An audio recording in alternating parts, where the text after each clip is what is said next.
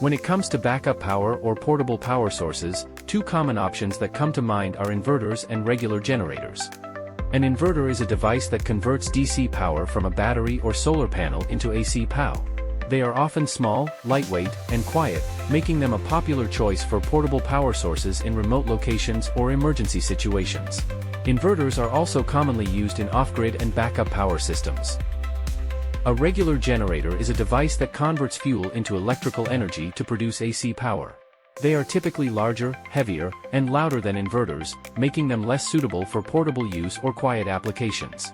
However, they can produce significantly more power than inverters and are commonly used for backup power or emergency power systems in homes or businesses. Inverters offer portability, versatility, efficient power conversion from DC to AC, and quiet operation, making them convenient for powering a variety of household appliances.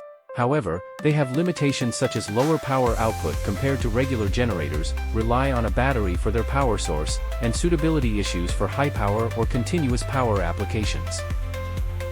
Regular generators are favored for their high power output, versatility in powering a range of devices from household appliances to industrial equipment, and reliability in backup or emergency situations.